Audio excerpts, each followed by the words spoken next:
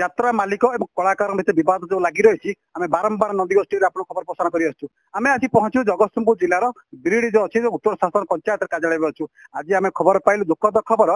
ପାର୍ବତୀ ଗଣନାଟକ କଳାକାର ବନ୍ଧା ପଡିଲା ଭଳିଆ ଅକ୍ଷୟ ଅପିଆ 3 ଦିନ ହେଲା ପଡିଛନ୍ତି ପଞ୍ଚାୟତ କାର୍ଯ୍ୟାଳୟରେ ଆଉ ଜଗିଛନ୍ତି ତଦାରଖ କରୁଛନ୍ତି ଯେହେତୁ ଝିଅମାନେ ଅଛନ୍ତି ବୋଲି ପଞ୍ଚାୟତ ସରପଞ୍ଚ ଅଛନ୍ତି ଆମେ ପ୍ରତିକ୍ରିୟା ବି ନେବା ଚେଷ୍ଟା କରିବା ଯେହେତୁ ପଞ୍ଚାୟତ ଭିତରେ ବା ଆପଣ ଆଖ ଏଇ ପାଖରେ ମହାବୀର ସାଂସ୍କୃତିକ କାର୍ଯ୍ୟକ୍ରମ ଯୋଉ ଅଛନ୍ତି ଦଳ ଅଛି ସଂଗଠନ ଅଛି ସେଠି ଯାତ୍ରା ପାର୍ଟି କାର୍ଯ୍ୟକ୍ରମ ରହିଥିଲା ମାନେ ପଡିଥାନ୍ତା 15, 16, 17 କିନ୍ତୁ ଯୋଉଦିନ ପ୍ରଥମ ଦିନ କାର୍ଯ୍ୟକ୍ରମ ହବା କଥା ବିଳମ୍ବରେ ବହୁ ବିଳମ୍ବରେ ହେଲା ଅସନ୍ତୋଷ ପ୍ରକାଶ ପାଇଲା ସ୍ଥାନୀୟ ସଂଘ ତରଫରୁ ବା ଅନୁଷ୍ଠାନ ତରଫରୁ ଆମେ ପ୍ରତିକ୍ରିୟା ନବା ଯୋଉମାନେ ଅଖିଆ ଅପିଆ ପଡିଛନ୍ତି ପଇସା ଠିକ ସେ ମାଲିକ ଦେଇପାରୁନାହିଁ ସେମାନଙ୍କ କଥା ବୁଝୁନାହିଁ 3 ଦିନ ହେଲା ପଞ୍ଚାୟତ ଅଫିସ କାର୍ଯ୍ୟାଳୟ ଛାଡି ବାହାରକୁ ଯାଇଛନ୍ତି ଆମେ ପଚାରି ବୁଝିବା ଯେ ଆପଣ ଦୀର୍ଘ ଦିନ ହେଲାଣି ଆପଣ ଯାତ୍ରା ପାର୍ଟି କାମ କରୁଛନ୍ତି ଅଭିନୟ କରୁଛନ୍ତି ଏବେ ଆସି ପହଞ୍ଚିବା ଯୋଉ ଦୁଃଖର କଥା କହୁଥିଲେ ବାସ୍ତବିକତା କଣ ଥିଲା?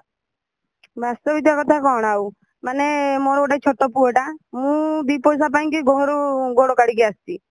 ତ 2 ପଇସା ଯଦି ନ ପାଇବି ତାହେଲେ ଲାଇନରେ ରହିକି ଲାଭ କିଛି ନାହିଁ ମୁଁ ଏଠିକି ଆସିଲାଣି ଆଜିକି 5 ଦିନ ହେଲାଣି 2 ଦିନ ପ୍ରୋଗ୍ରାମ ଦେଇଛନ୍ତି ଆଉ ପଇସା ଟଙ୍କାଟେ ବି ଦେଇନାହାନ୍ତି ଆଉ 3 ଦିନ ହେଲାଣି ରୁମ ରେ ବସିଛି ପଇସା ମସା କିଛି ନାହିଁ ଆଜି ସକାଳୁ ଉଠିଲା ବେଳକୁ କେହି ବି ନାହାନ୍ତି ମେସ୍ ଫେସ୍ ସବୁ ପଳେଇ ଯାଇଛି ନା ଖାଇବା ଖର୍ଚ୍ଚ ନା ଖାଇବା ପିଇବା ଏତେବେଳେ ନାହିଁ କିଛି ବି ଖାଇନି କିଏ ମାଲିକ କିଏ ଆପଣ କିଏ ବୁଝାଉଥିଲେ ମତେ ଆମ ଡ୍ୟାନ୍ସ ଗୋଟେ ପିଲା ଡାକିଦେଲା ମାଲିକ ମତେ ଡାକିନାହାନ୍ତି ଗୋଟେ ପିଲା ଡାକିଦେଲା କିନ୍ତୁ ତାଙ୍କୁ ତ ପଇସା ମିଳିବ ମତେ କଣ ମିଳିବ କେତେ ମାସର ପଇସା ଆପଣ ପରିଶ୍ରମ କେତେ ମାସ ପଇସା ପାଇଛନ୍ତି ମୁଁ ଏଠି 5 ଦିନ ପଡିଲାଣି 5 ଦିନର ପଇସା କିଏ ଦବ ମତେ ମୋର ଛୋଟ ପିଲା ଅଛି ମତେ ତ ପଇସା ଦରକାର ନା ଫେରେ ଘର ଲୋକ କହିବେ ଯାଇଥିଲୁ ବାହାରକୁ ପଇସା କାଇଁ ମୁଁ କଣ କହିବି ଘରେ ମତେ ପଇସା ଦରକାର ପଇସା ଆପଣ ପାଇପାରୁନାହାନ୍ତି ପେଣ୍ଡାଲରେ ଅଭିନୟ କରୁଛନ୍ତି ଆପଣଙ୍କ ପଇସା ଯୋଉ ଅଭିନୟରେ ପଇସା କଳାକାର ମାନଙ୍କ ପଇସା ମାଲିକ ମାନେ ଆଜି ଲକ୍ଷପତି ହେଇଛନ୍ତି ଆପଣ କିଛି ପଇସା ଦଉଛନ୍ତି ଆପଣ ପଇସା ଖଟିକରେ ପଇସା ନ ପାଇବେ ଦ୍ୱାରସ୍ଥ କୋଉଠି ହେବେ କି କଣ କରିବୁ ଯାହା ବି ହେଲେ ଖଟିଛୁ ମାନେ ପଇସା ହକ ନବୁ କିଛି ନହେଲେ ଥାନାକୁ ଯିବୁ ଆଉ କଣ କରିବୁ ଶୁଣୁଥିଲେ ଯଦି ପଇସା ନ ପାଇବେ ସେ ନିଶ୍ଚିତ ନ୍ୟାୟାଳୟ ଆଶ୍ରୟ ନେବେ ଥାନାକୁ ଯିବେ ଆପଣ ଆଉ କିଛି ପଚାରି ବୁଝିବା ଯେ ଆପଣ ଦୀର୍ଘ ସମୟରେ ବୁଲୁଥିଲେ ମାନେ କଣ କେମିତି କଣ ଆପଣ ସମସ୍ୟା କଣ ରହିଛି ଆପଣ ଏଠି ଭାବୁଛନ୍ତି ମୋ ସମସ୍ୟା ତ ବହୁତ ଜଟିଳ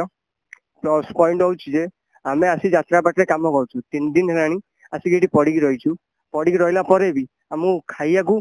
ସକାଳୁ ଦେଇନାହାନ୍ତି ଏପର୍ଯ୍ୟନ୍ତ ହେଲାଣି ଖାଇବାକୁ ବି ଆମେ ପାଇନୁ ଆଜି କେମିତି ରହୁଛ କେମିତି କଣ କେମିତି ଚଳୁଛ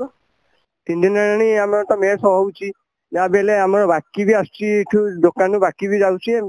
ବାକି ସଉଦା ଆସୁଛି ଆମେ ଯାଇ ଖାଉଛୁ ରୋଷେଇଆ ଏପର୍ଯ୍ୟନ୍ତ ପଇସା ପାଇନାହାନ୍ତି 5 ମାସର ଆପଣ ତ ମାଲିକ ତ ପବିତ୍ର ପାତ୍ର ଅଛନ୍ତି ସେ ତ କହୁଛନ୍ତି ପଇସା ପେମେଣ୍ଟ କରାଯିବ କହୁଛନ୍ତି ସେଇଟା ଆମେ ତ କହିପାରିବୁନି ଆପଣ କଳାକାର ହିସାବରେ ଏତିକି ପଚାରିବାକୁ ଚାହିଁବି ଜାଣିବା ପାଇଁ ଚାହିଁବି ଆପଣଙ୍କର ଯୋଉ ବରିଷ୍ଠ କଳାକାର ଅଛନ୍ତି ନରିପଣ୍ଡା କଥା କୁହନ୍ତୁ ଆପଣଙ୍କର ରହିଛି ଏ ଯୋଉ ପଣ୍ଡା ଆପଣଙ୍କର ରହିଛି ବିଭିନ୍ନ କାର୍ଯ୍ୟକ୍ରମ କରୁଛନ୍ତି ତାଙ୍କୁ କହୁଛନ୍ତି ବିଦା କରିଦେବ କହୁଛନ୍ତି ସେ ତ ଆମ ନୂଆ କଳାକାର ସୃଷ୍ଟି କରିବୁ ପୁଣା କାଳକୁ ବିଦା କରି ନୂଆ କାଳ ସୃଷ୍ଟି କରିପାରିବୁ ଆପଣ କେମିତି ବାପି ପଣ୍ଡା କହୁଛନ୍ତି ବିଦା କରିଦେବୁ ଏ ଘଟଣା ଆପଣ କେମିତି ମନରେ ଆସୁଛି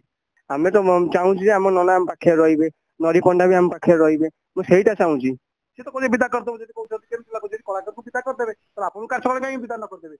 କାଲି ସକାଳେ ଯାତ୍ରାଟି କଣ କେମିତି ହବ ଶୁଣୁଥିଲେ ସମସ୍ତଙ୍କ ମନରେ ଗୋଟେ ଦୁଃଖ ଆସୁଛି ଯେ ଏତେ ଦିନ ଅଭିନୟ କଲା ପରେ ଯେ ସେମାନଙ୍କୁ ବିଦା କରିବା ପାଇଁ ଧମକ ମିଳୁଛି ଆମ ପାଖରେ ଅଛନ୍ତି ଯୋଉମାନେ ପଞ୍ଚାୟତ ସରପଞ୍ଚ ଅଛନ୍ତି ସେ ଯୋଉମାନେ କଳାକାର ମାଲିକ ଛାଡି ଦେଇ ପଳାଉଛନ୍ତି ସେ ଯେହେତୁ ଛୋଟ ଛୋଟ ପିଲା ଅଛନ୍ତି ଝିଅ ଅଛନ୍ତି ପୁଅ ଅଛନ୍ତି ସେମାନେ ତଦାରଖ ଦାୟିତ୍ୱ ବି ନେଇଛନ୍ତି କାରଣ ଆଜି ଭଲ ଭଲ କାଳେ ଘଟଣା ଅଘଟଣ ହେଇଯିବ କି ସେଥିପାଇଁ ସୁରକ୍ଷା ଦେଇଛନ୍ତି କଣ ଏଇ ଯାତ୍ରା ନେଇ ଯେ ମାଲିକ କଳାକାର ଭିତରେ ବିବାଦ ଚାଲିଯାଇଛି ଏଠି ଅଖିଆ ଅପିଆ ପଡିଛନ୍ତି ତାକୁ ଆପଣ କଣ କହିବେ ଏ ଘଟଣାକୁ ନେଇକି ଘଟଣାକୁ ନେଇକି ଶୁଣନ୍ତୁ ଆମେ ତ ତା ଭିତରେ ପଶିବା କଥା ନୁହଁ ଆମେ ସେ ବିଷୟରେ ଜାଣିନୁ ଆମେ ରାଜନୀତିଆ ଲୋକ ମୁଁ କୋଉ ଯାତ୍ରାକୁ ଯାଏ ନାହିଁ କିନ୍ତୁ ଆମର ଏଠି ଯେତିକି ବର୍ତ୍ତମାନ ହେଇଛି ରାଜଧାନୀ 8 ବର୍ଷ ଆସିଥିଲା ଏ ବର୍ଷ ପାର୍ବତୀ ଆସିଲା ପାର୍ବତୀ କାହିଁ ଆଣିଲୁ ଯେହେତୁ ପାର୍ବତୀର ଗୋଟେ ନାଁ ଅଛି ଏବଂ କିଛି ଲୋକ ଆସିବେ ଆମେ ବି ଡେରିରେ ମାନେ ଆମ ଇଏ କଲା ଆମର ବି ଡିଷ୍ଟର୍ବାନ୍ସ ଥିଲା ଆଉ ତା ଭିତରେ ଆମେ ଆଉ ଇଏ ନ କରିକି ପାର୍ବତୀକି ଆଣିଲୁ ଯେହେତୁ ପାର୍ବତୀ ଗୋଟେ ପୁରୁଣା ଇଏ ଆମେ ସେଥିପାଇଁ ଆଣିଛୁ ଆରଥରକ ବି ଆମକୁ ରାଜଧାନୀ ବହୁତ ହଇରାଣ କରିଥିଲା କିନ୍ତୁ ତାପରେ ବି ଆମେ ପବିତ୍ର ବାବୁ ଗଲୁ ପବିତ୍ର ବାବୁ ପ୍ରଥମେ ଆମେ ଯେତେବେଳେ ଗଲୁ ଆମ କହିବା କଥା କଣ ମୁଁ ଯାଇନଥିଲି ଆମର ଯୋଉ ପ୍ରେସିଡେଣ୍ଟ ମାନେ ଯାଇଥିଲେ ପ୍ରଥମେ ପବିତ୍ର ବାବୁ 4-5 ଲୋକ ବସିଥିଲେ ଆମର ଜଣେ ପହଞ୍ଚିଲା ଆଜ୍ଞା ଆମେ ଏମିତି ଆସିଥିଲୁ ପାର୍ଟିକି ଆଡଭାନ୍ସ କରି ବୋଲି ନା ଅଫିସ କି ଯାନା ଅଫିସ ବନ୍ଦ ଅଛି ତା ପିଲାଟାକୁ ଯୋଉ ଡାକିଲେ ଆଉ ତାର ଯୋଉ ମା ଭଉଣୀ ସେଠି ଶୋଧୁଥାନ୍ତି ଏମାନେ ଶୁଣୁଥାନ୍ତି ଏମାନେ ଆସିକି କହିଲେ ଯେ ପବିତ୍ର ବାବୁ ଆମକୁ ରୋଲ ଦେଖଉଛନ୍ତି ଗୋଟେ ସାଧାରଣତଃ ଆପଣଙ୍କ ପିଅନ ତାର କଣ ମା ଭଉଣୀ ମାନେ ତମେ କଣ ଯେତେବେଳେ ଯାଅ ତା ମା ଭଉଣୀ ସବୁ ନେଇଯିବ ଏଇଟା ଗୋଟେ କଣ ମାଲିକର ଧର୍ମ ଆଚ୍ଛା ଯଦି ତମେ ତାର ମା ଭଉଣୀ ନେଲ ଗୋଟେ ଭଦ୍ରଲୋକ ଆମେ ସବୁ ଯାଇଛୁ ତମେ ଆମରି ଆଗରେ ତାଙ୍କ ମା ଭଉଣୀ ନେଲ ସେଠୁ ଆମେ ଆସିଲା ପରେ ଆମେ ଜାଣିଲୁ ଯେ ପବିତ୍ର ବାବୁ କେଡେ ବଡ ଅଭଦ୍ର ଲୋକ ସେଠୁ ଆମେ ଆଲୋଚନା ସମସ୍ତେ ଆସି କଲେ ମୁଁ କହିଲି ଛାଡ ଆମ ଯାତ୍ରା କଥା ଆମେ ବୁଝିବା ସେ ତାଙ୍କ ପିଅନକୁ ଶୋଧିଲେ ଆମର କଣ ଦରକାର ଅଛି ଫାଷ୍ଟ ଆସି ପହଞ୍ଚିଲେ ମୁଁ ତାଙ୍କୁ ଯେତେବେଳେ ଗଲି ପଡିଆକୁ ମୁଁ ମନା କରୁଛି ଯେ ତମେ ଆଲାଉନ୍ସ କର ନାହିଁ ଯାତ୍ରା କରିବ ବୋଲି, ତମ କଳାକାର ଆସିନାହାନ୍ତି, ତମେ ଏବେ ଗୋଟାଏ ବେଳେ ଆମକୁ ଆସିକି ରିକ୍ୱେଷ୍ଟ କଲ ଯେ 40,000 ଟଙ୍କା ଦିଅ ଆମ କଳାକାରଙ୍କୁ ପଠେଇଲେ କଳାକାର ଆସିବ, ନହେଲେ ପଇସା ପାଇନାହାନ୍ତି ବୋଲି ଆସୁନାହାନ୍ତି। ଇଏ ବଢିଆ ଦୁଃଖ ଆଉ କଣ ଅଛି ସଂସାରରେ। ଆଚ୍ଛା କଳାକାର ପାଇଁ ଆମେ ପଇସା ଦେଲୁ, ତମେ ଯୋଉ ପଚାରଟି କରିଦେଲ ଏବଂ ସବୁ ଅଡିଏନ୍ସ ଆସିଗଲେ, ମୁଁ ଭାଇ ପେଣ୍ଡାଲେ ନଥିଲି, ମୁଁ ପଡିଆରେ ବି ନଥିଲି, ମତେ କମିଟି ଲୋକ ଡାକିଲେ ଯେ ଯେହେତୁ ତମେ ସରପଞ୍ଚ ତମେ ଟିକେ ଆସି କହିଲେ ଲୋକ ବୁଝିକି ପଳେଇବେ। ମୁଁ ଗଲି, ପିଏସ୍ଏମ୍ ର ମୋ ସାଙ୍ଗରେ ଗଲା, ଆମେ ହାତ ଯୋଡିକି ରିକ୍ୱେଷ୍ଟ କଲୁ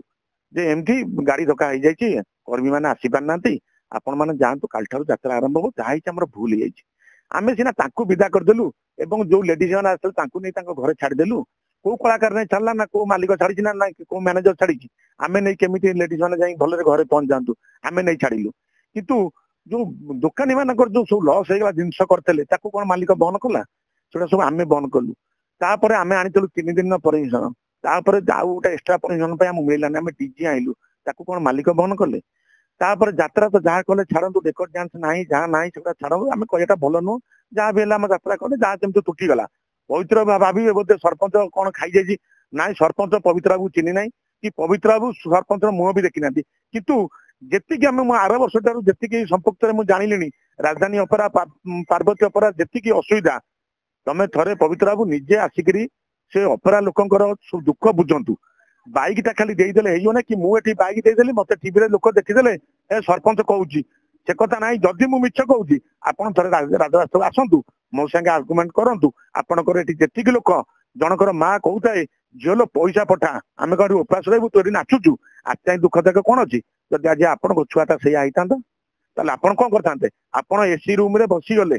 ଆପଣଙ୍କ ପିଲା ଏସି ରୁମ ରେ ଯାଉଛନ୍ତି, କିନ୍ତୁ କଳାକାର ଗୋଟେ ଚାଲି ଚାଲି ଯିବାକୁ ତା ପାଦରେ ଚପଲ ନାହିଁ। ବଡ ବଡ କଳାକାର ଛାଡନ୍ତୁ, ଏଗ୍ରିମେଣ୍ଟ କଲେ ପଇସା ନେଲେ ସେମାନେ ବି କାରରେ ଯିବା ଆସିବାକୁ ଆମେ ଦେଖୁଛୁ। ଏଇ ଯୋଉ ଛୋଟ କଳାକାର ବର୍ତ୍ତମାନ ଯୋଉ ବାଇକ ନେଲେ, ଯୋଉ କଳାକାର ଭାଇ ମାନେ କହିଲେ, ବର୍ତ୍ତମାନ ଭାଇ 2 ଦିନ ଆଣି ପଡିଛନ୍ତି, ଯେହେତୁ ସେମାନେ ଲେଡିଜ ପଡିଛନ୍ତି ତାଙ୍କୁ ଜଗେଇ ଦାୟିତ୍ୱ କାହାର? ଭାଇ ଏଠୁ କିଛି ହେଇଗଲେ ପ୍ରଥମେ ସରପଞ୍ଚ ସସ୍ପେଣ୍ଡ ହେଇଯିବ, ମାନେ ପାର୍ଟିର ମାଲିକ କିଛି ହବ ନାହିଁ, ସିଏ କହିଦବ ଭାଇ ମୁଁ ଜାଣିନାହିଁ, ଆସି ବୁଝାବୁଝି କରୁନାହିଁ। କିଛି ମାଲିକକୁ ଆମେ ଦେଖିନୁ। ଆମର ଯେତେବେଳେ ପଇସା ପେମେଣ୍ଟ ତୁଟିଲା, ମୁଁ ସେଠି କହିଲି କାହାକୁ, ଆମର ମ୍ୟାନେଜରଙ୍କୁ କହିଲି, ମୁଁ କହିଲି ମାଲିକକୁ ଥରେ ଡାକନ୍ତୁ, ଯୋଉ ମାଲିକ ଖାଲି ମା ଭଉଣୀ ଉଡଉଛି ସେ ଥରେ ଡାକନ୍ତୁ, ଆମର ବି ମା ଭଉଣୀ ଯାଇଛି, ଆମେ ଥରେ ମାଲିକର ମା ଭଉଣୀ ଏଠି ଉଡେଇବୁ, ସେ ମାଲିକ କେମିତି ନାଗୁଛି ଥରେ ଦେଖନ୍ତୁ। ପିଲା ପାଖାପାଖି ଖାଇନାହାନ୍ତି ରହିଛନ୍ତି। ଇଏ ଭାଇ ପଡିଆରେ ଥିଲେ 40 ଜଣ ଖଣ୍ଡେ, ଯାହା ହଉ ଭୋରୁ ଭୋରୁ ତାକୁ ନେଇ ପଳେଇଛନ୍ତି। ଏଠି ବର୍ତ୍ତମାନ 7-8 ଜଣ ଖଣ୍ଡେ ଅଛନ୍ତି ଯୋଉଟା କି ଏବେ ବି ଖାଇନାହାନ୍ତି। ଆଗରୁ ତ କାଲି ତ ଥିଲେ ମାନେ 20-30 ଜଣ ଖଣ୍ଡେ ଥିଲେ, ଏବେ ବର୍ତ୍ତମାନ ଯୋଉ ଅଛନ୍ତି ସେମାନେ ଖାଇନାହାନ୍ତି। ମାନେ ତ ବାଇକ ଦେଲେ ଆପଣ ଦେଖୁଥିବେ ଯେମିତି ସେମାନେ କହିଲେ, କି ଦୁଃଖର ବିଷୟ। ସେଥିପାଇଁ ମୋ ପବିତ୍ର ବାବୁଙ୍କୁ ମୋ ସରପଞ୍ଚ ତରଫରୁ ମୁଁ ହାତ ଯୋଡି କହୁଛି ଯେ ଆପଣ ଥରେ କଳାକାରଙ୍କୁ ଦେଖନ୍ତୁ, କଳାକାରଙ୍କ ପେଟକୁ ଜାଣନ୍ତୁ, ତାପରେ ଯାତ୍ରାକୁ ଇଏ କରନ୍ତୁ। ଆଉ ଖାଲି କଳାକାରଙ୍କୁ ନେଇଯିବେ ତାଙ୍କୁ ଅସୁବିଧାରେ ପକେଇ ଛାଡିଦେବେ, ଏଗୁଡାକ ନ କରନ୍ତୁ। ଯାହା କହୁଥିଲେ ଆପଣ ସରପଞ୍ଚ କହୁଥିଲେ, ଅନୁରୋଧ ବି ସରପଞ୍ଚ ତରଫରୁ କରିଛନ୍ତି ଯେ କଳାକାର ଯୋଉ ଯାତ୍ରା ମାଲିକ ଅଛନ୍ତି କଳାକାରଙ୍କ ପ୍ରତି ଟିକେ ସହାନୁଭୂତି ଦରକାର ଆବଶ୍ୟକ ରହିଛି। ସେମାନେ ଖାଇନାହାନ୍ତି, ଦିନ ଉପାସ ପଡିଛନ୍ତି, ସେମାନେ ପଇସା ପତ୍ର ଦଉନାହାନ୍ତି। ଏ ଦୁଃଖଦାୟକ ଘଟଣା ଏ ପବିତ୍ର ବାବୁ ଯୋଉ କରୁଛନ୍ତି ତା ନିଶ୍ଚିତ ଭାବେ ଦୁଃଖଦାୟକ ଘଟଣା ବୋଲି ଯାହା କହୁଥିଲେ କଳାକାର, ଯାହା କହୁଥିଲେ ଲୋକ ପ୍ରତିନିଧି ସରପଞ୍ଚ ବି କହୁଥିଲେ। ଏଠୁ ନିବୃତ୍ତ ରୁହନ୍ତୁ, କଳାକାର ବି ଅସନ୍ତୋଷ ବଢିବ, ଯାତ୍ରା ପାଇଁ ସମସ୍ୟା ସୃଷ୍ଟି ହବ।